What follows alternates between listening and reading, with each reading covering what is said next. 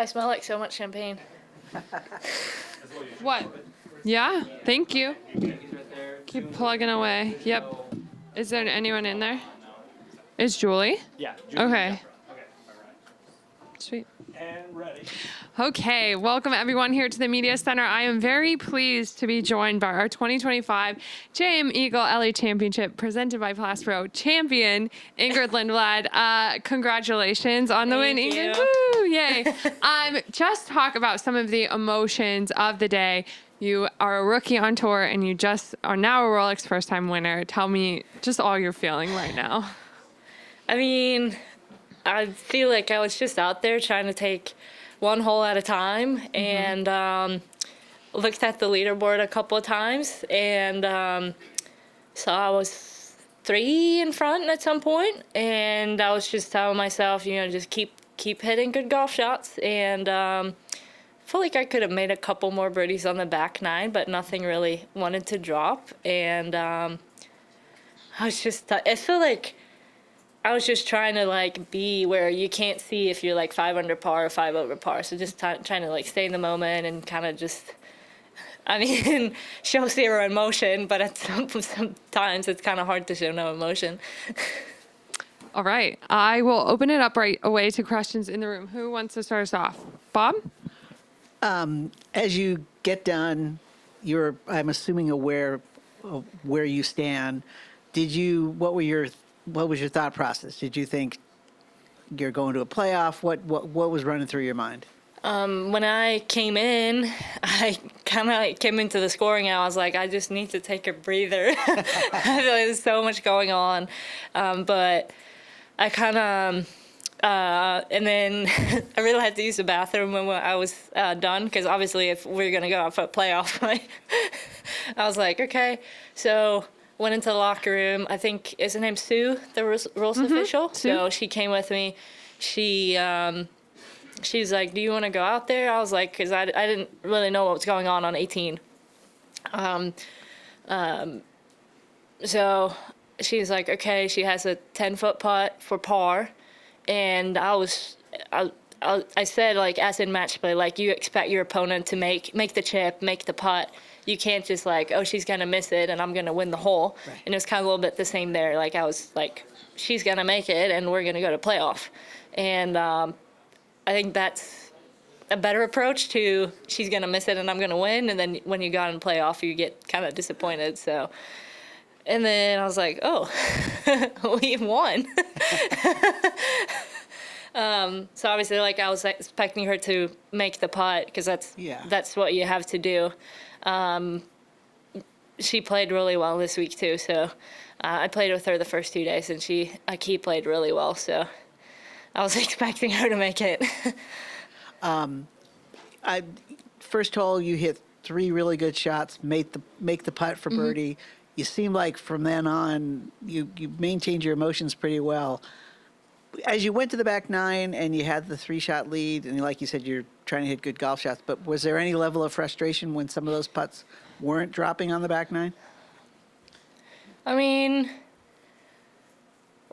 12, that putt was about 30 feet, so it wasn't like I was expecting to make it. So I saw when Ina hit her putt, how quick it was. I was like, we don't have to go for anything, just leave it to a tap in and get out of there. And then maybe a little disappointed I didn't roll in any putts on 13, 14, 16. Yeah. But I made a lot of putts earlier this week, so it probably leveled out a little bit. And you were giving yourself good chances, just a matter of they just weren't falling. Yeah. And also, did you guys, you and your caddy, talk about, let's not do anything stupid, let's make somebody come get us now that we're ahead? Not really. I feel like I've played pretty aggressive all week, and I think it would just hurt me if we were trying to get too defensive. Felt like we stuck to the same game plan as we had the first 3 days, and turns out we worked out really well. Yeah. Your thoughts about obviously we've talked about Annika won here 21 years ago. Now you get the champagne celebration from Madeline. Just everything's coming up. Swedes. She won the last event. Just your thoughts on the Swedish golf connections out here right now. I think it's great. I think it's even better that we're up there and they're winning. Turns out, shows that we've done something right in junior golf, and they're kind of following us through college golf and then following us to pro golf as well, coaches and support staff and everything. So I'm very happy to have the Swedish golf team behind me. We have 2 people coming to Utah. So they try to come out every now and then and help us in the ways they can. And I'm happy to have a couple fellow Swedes out here to play good golf too. What do you think about the rookie class? You're the second rookie already to have won this year. Obviously, Aki has finished second twice. Just your overall thoughts on the rookies out here on tour this year? I think it's pretty good competition. There was really good competition out on Epson tour last year too. So just shows that, the rookies, we're not here to mess around with, We've come out here for a reason, and I think it shows that, we're ready to be out here. I don't know if you've ever thought about what you would do with your first winner's check, but you have just a little over $500,000. So is there something that you want to buy? I was joking yesterday. I said if I win, I'm going to bump myself up to first class, but there are no seats left in first class tomorrow. No, not really. I want to buy a new car, but it's not like my car is falling apart, so I might keep it for a couple more months. Ingrid, you had the tee shot that goes off the tree, you have the sand save. Were those the moments that you were kind of holding your breath today, or were there other moments that felt like that? Ooh. I'm always nervous for the second shot on 16, having that pin back left. Just on that hole, we said kind of everything that carries on the green is going to kick left, and I just hit it a little too far right. I always did not get the left kick. I don't know. I was like, when I 3-putted on number 3, I was like, oh, maybe this is the way it's going to be today. But, not really. Like, I know my sand saves aren't the greatest percentage this year so far. So making that up and down on both 2 from the bunker and on 10 from the bunker, I was just really, happy to make a par out of there. And then with an event that had so many birdies, it really had, a lot of people at the top of the, standings. For you, is it hard to not try and play aggressive when you're up in that leading position, or how do you mentalize that? I think, as I said, just try to stick to the same plan. I know, I kept hitting the ball good all day, so it wasn't really any point where I was like, oh, you know what? We're gonna go very defensive into this pin. I feel like sometimes I play better golf when I have to hit it to a certain area. So I was in the rough left on 5, and I was like, well, the only place you can hit this is hit it past the pin and let it come back, and that's exactly what I did. And made it easy. I had a 2 or 3 footer for birdie. So just felt like I play better when I pick smaller targets. Charlotte. Thank you. Charlotte Moore right here at Culver City Observer. At the 15th hole, Walter and Shirley Wang were there, and they got to see you drive tee off at that hole. Was there any pressure? And you made it actually an awesome shot. So was there any pressure you felt? To be honest, I didn't see them, actually. Oh, okay. I didn't really pay attention who was watching at times.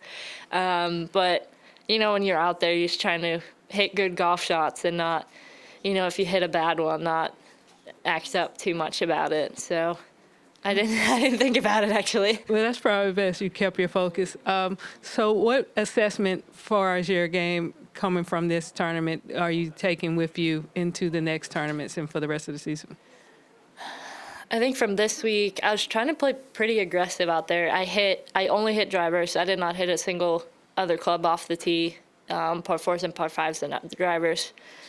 I was not always friends with my driver, but it just felt like, you could be aggressive. You could still get to most of the pins from the rough.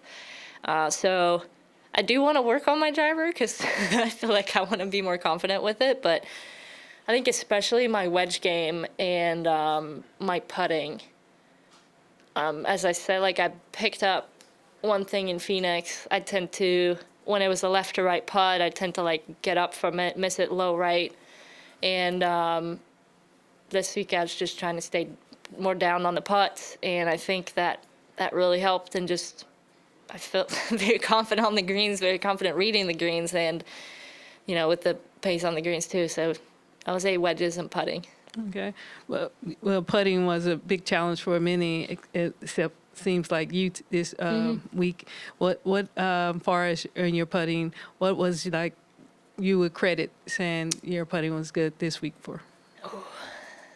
I want to say just the speed on a lot of longer putts and just that I stayed aggressive so I didn't get many putts that were up and down slopes. We were saying like a couple of times it's almost like you can get an easier chip versus having to putt up or down a slope. So we just try to stay aggressive and get as many looks as possible. Okay. My last question. I saw your mom celebrating with you at the end.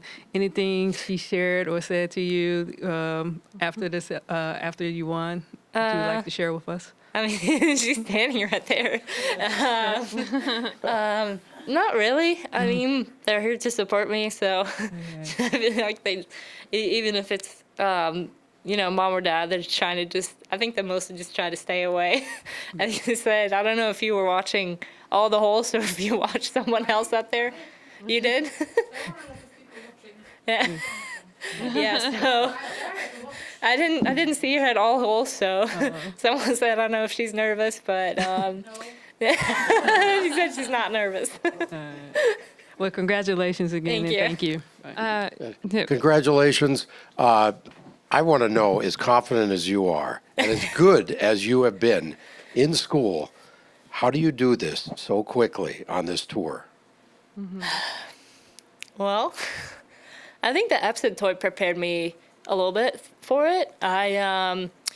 Back in, I think it was January of 2023, we had a camp in Phoenix, and I talked to Anna Nordquist about, because she was like asking me, she's like, I don't know if I started talking about her, if she asked me, but she's like, asking what my plan was, and I said, I think I'm going to play qualifying in the fall and play, we'll hopefully get to Q Series, and then I decided to just play Stage 2 and have my Epson status.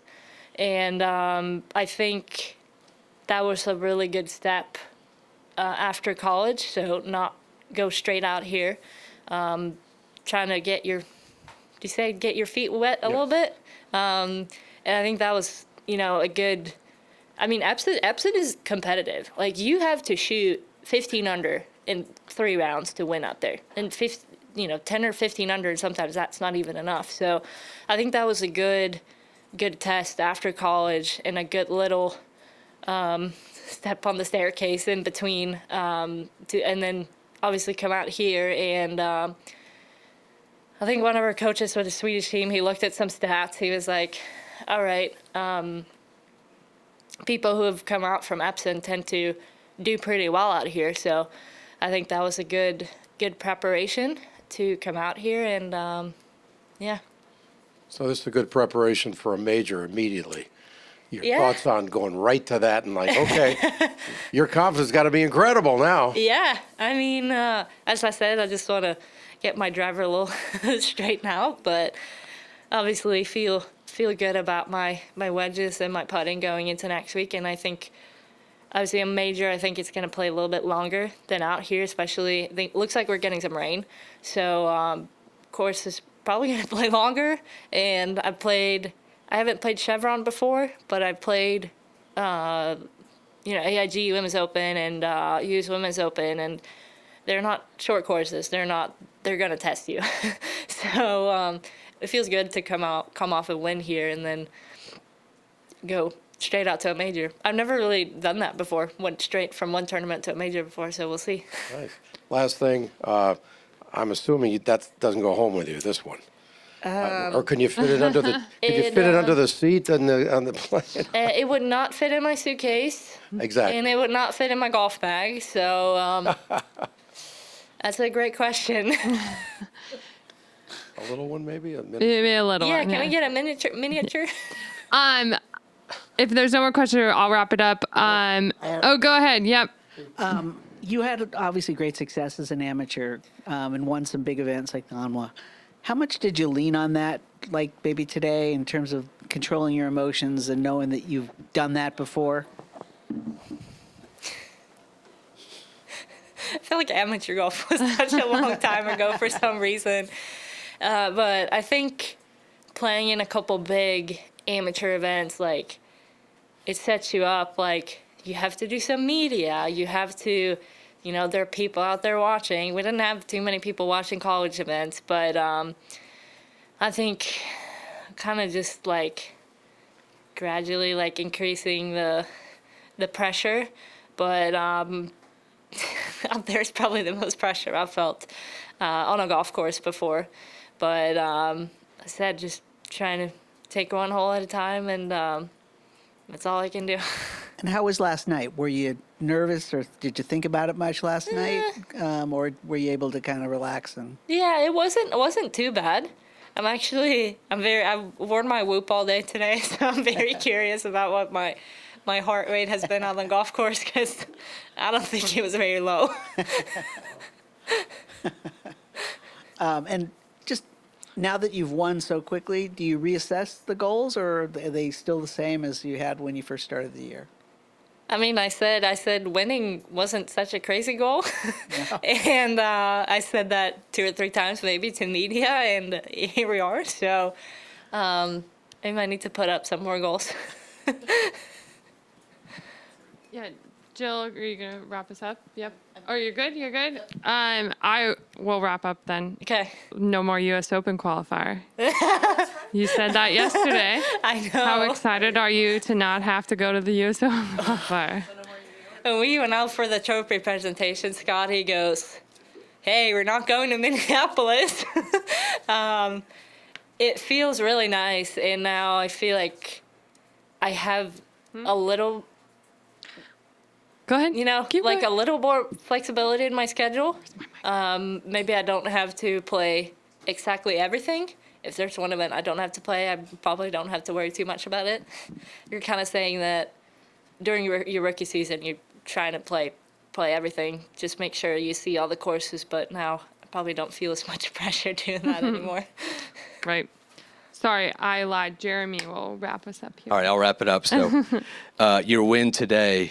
So the last time the LPGA was here, Annika won 2 straight times. So technically, Sweden has won at this club 3 times. How does that make you feel to come after Annika to win here at El Cap? I mean, what she did when she was out on tour was pretty incredible. It's probably the least you could say. So I didn't know until someone asked me that question Monday or Tuesday when I said, well, yesterday I got that question. They're like, did you know Annika won here? Like, when did you find out about that? I said, well, Monday or Tuesday, I saw her little banner out. I think it's close to the putting green or walk to the putting green. And so I was like, no, I didn't know until Monday or Tuesday that she had won here. So following in her footsteps, that's pretty big. Okay. Well, thank you so much, Ingrid. Congratulations again. Thank you. Yay.